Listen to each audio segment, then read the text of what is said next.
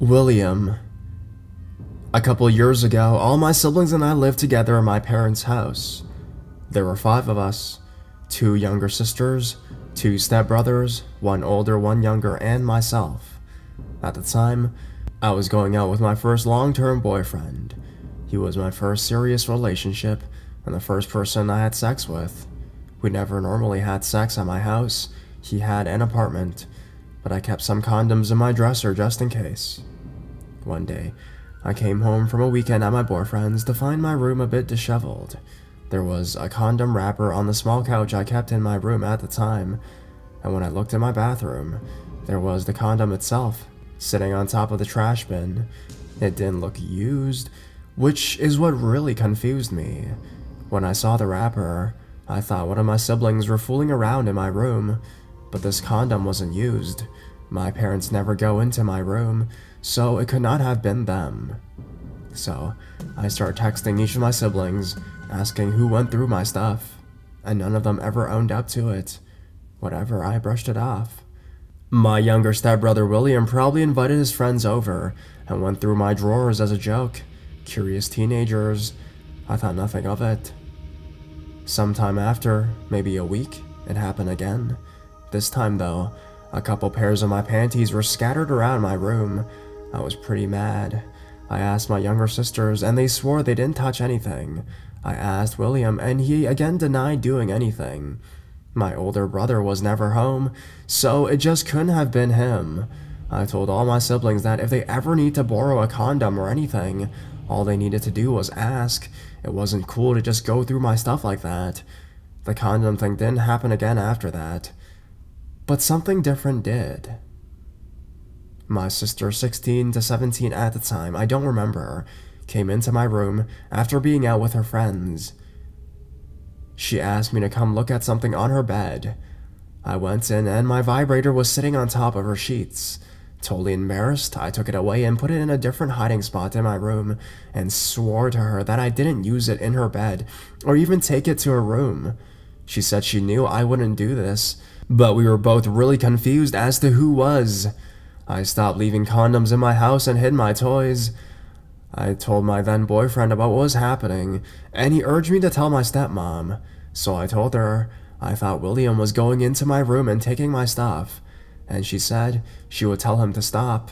Shortly after that though, William would start sending me goodnight texts, and if I didn't respond, he'd come down to my bedroom to hug me goodnight. There were a couple times where he had his junk hanging out of his pajama pants. Now, William is a little slow, so it was probably just him being absent-minded, but it still made me really uneasy. I would just quickly say goodnight and run to my room. This went on for maybe a week. My bedroom door didn't have a lock, but I wish it had, because what happened after really was the last straw. It was a stormy morning, and the thunder sort of woke me up. I was in that almost awake but not quite state, and my bedroom door opened. My room was really dark given the storm, and I couldn't tell who was there, but given the shape I assumed it was William. I said, "Hey, William?" and kept saying his name, but he didn't respond. He just stood there in the doorway.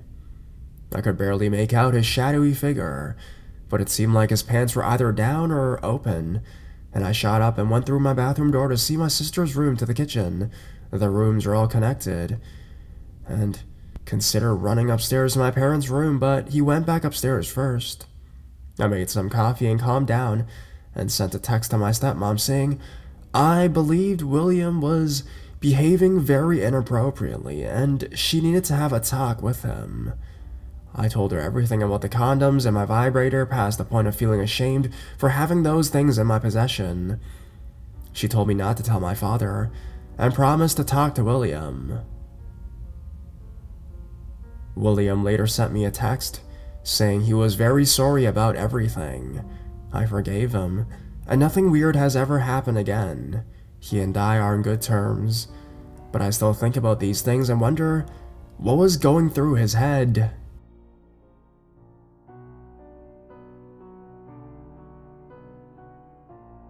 StepGrandpa is a creep.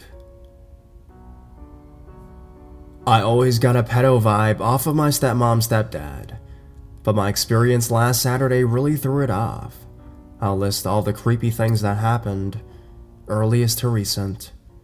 When I was little, I don't remember much, but the weird awkward hugs, they were always too strong, and he always touched my lower back close to my butt. It creeped me out even back then. Then one day, I went to the house and he offered me and my little siblings a ride onto the six-wheeler. I had a bad feeling about it and didn't want to go, but my dad forced me onto it. I did it just for Elise and Johnny, my little siblings. As we were driving to see a mama and two baby bears, we went about 20 miles ahead of them into the woods and got stuck in the mud. And when I say stuck, I mean can't get out. So we walked back, me, mad as hell because I had a bad feeling in the first place and didn't even want to go. We got back, and my dad offered to help, but I didn't want to be alone with my stepmom. She's mean and doesn't like me, and my siblings, so I go with my dad and Gerald, creepy step-grandpa. We drive in his truck to get there easier, and we hop out and get unstuck. One of us had to go in the truck, and another has to go on the six-wheeler. With the creepiest smile, Gerald says, "Why don't you come with me? It'll be fun." I literally got so scared, and I couldn't say anything, but my dad clued in and told him that I was gonna go with him. I couldn't say anything the whole ride there. The one last Saturday happened at Elise's dance show. I was in some shorts and a tank top, and I loved the outfit. I also wore wedges. Gerald and my step-grandma came as well. We were waiting for my stepmom to come back with Elise, me, my dad, my step-grandma, Johnny, and Gerald were all waiting with us. My step-grandma said, "Just looking at you gives me shivers." I guess it was cold out, but me being naturally warm, I wore that outfit. I told her that I'm naturally hot and that I wasn't cold. Gerald was staring at me intently the whole time while I was saying that and said, "Well, you are a hottie. Such a hottie." And I just grew silent and again didn't know what to say. Keep in mind that he is 60 and I am a teen, like what the fuck? Well, we will probably meet again, but I won't like it at all, so let's not meet.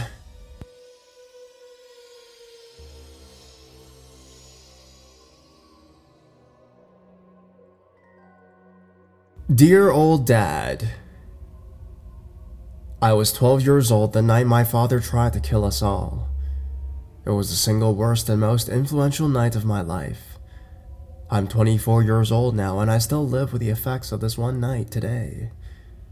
When someone who is supposed to protect you and care for you turns into the one you should be afraid of, it's pretty traumatic. You never fully get over that. And you never truly trust anyone ever again. I am the oldest of 3 kids.